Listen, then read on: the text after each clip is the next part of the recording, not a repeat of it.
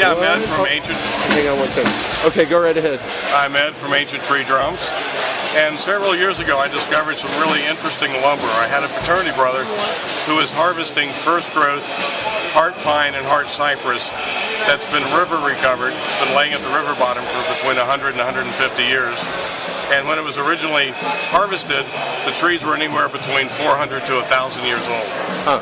And what they would do, they'd set up a mill on one end of the river, fall the trees into the river, float them down to the mill, and if they had too much hardwood in it, too dense, it sank. It's been laying there for 150 years. So it made a really interesting component, gave it more density and a little more character to it. He was doing high-end flooring, and I said, sell me a little bit to make a drum out of it. I got hold of it, brought it here last year to prototype, got extremely good response, came back, started building stage shells. Nice. And the tone, first of all, the growth patterns, you're not going to find this on any new wood today. This is a pine. Look how tight the growth patterns are on that. Yeah, that's unusual. Very attractive. And this is the cypress. Cypress grows a half an inch every 5 years. And that's why they're estimating some of these logs are up to 1,000 years old. Wow. So when Columbus got here, these trees have been growing for hundreds and hundreds of years. Huh. How about the wood hoop on there? Is it the same material? The hoops are actually rock maple. Okay. Which is a really good destructive. We work it with a router, put some character into it, also round it off to improve the tone. But a good-looking drum is one thing, but a good sounding drum is something else. And that's where we were really happy. Extremely sensitive. Very big sweet spot.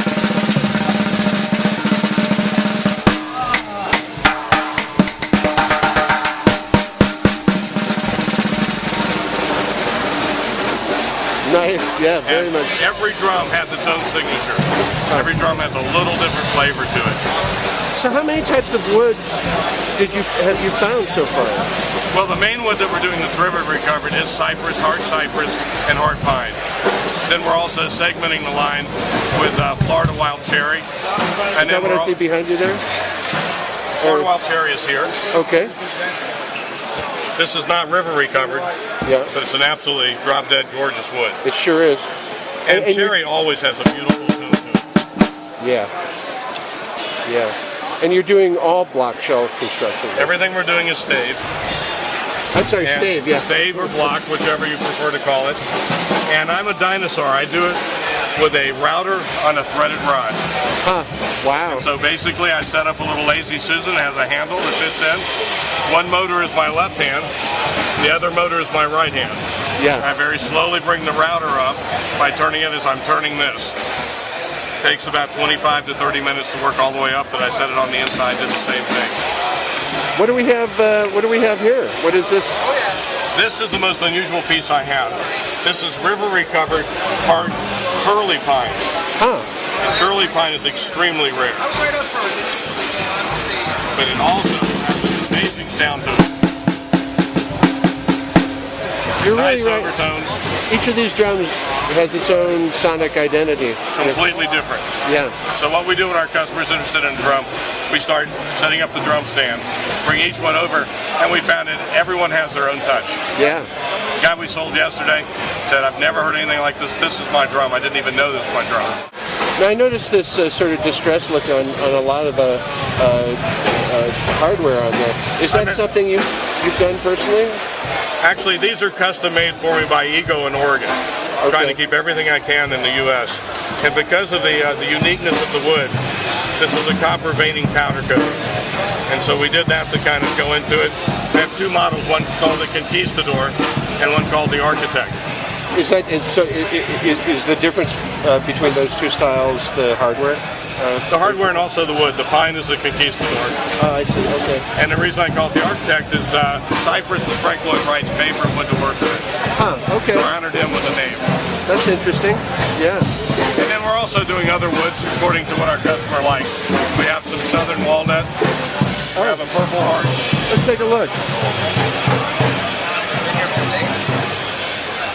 This is a walnut shell we finished. This is a piccolo. I had a jazz guy come for that. Oh, very nice. We had a gentleman yesterday who fell in love with that drum. He's coming back today.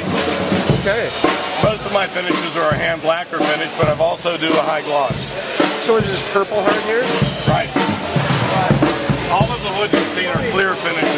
tainted the color of the wood at all. Purple R is extremely dense. It's again completely different character. Yeah. And this one I slightly underside, like some of the old Gretches slightly undersize their drum to put a little different sweet spot into it. Yeah. And it increases the sensitivity.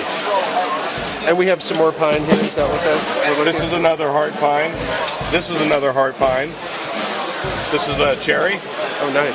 And this is a cypress. Real good. The grain patterns are very similar because all of these are first growth lumber. Yeah, it's very tight. Extremely dense. All right. And the interesting thing is, we think that 98% of this lumber has been harvested. So we're down to 2%. So there will be a limited availability of this. Absolutely, yeah. And all of my main drums, the cypress and the pine, are numbered with a model and numbers. Yeah. There will be some collector value to these. And are you exclusively using a trick throw off, it looks like, on your drum? No, I'm also using some Donette. Or Donette, yeah. Great. But anytime I can keep the money in the U.S., I'm trying to do all U.S. drums. Gotcha. But hoops and tension rods are a little tough. Well, thank you so much for the tour today. Thank you.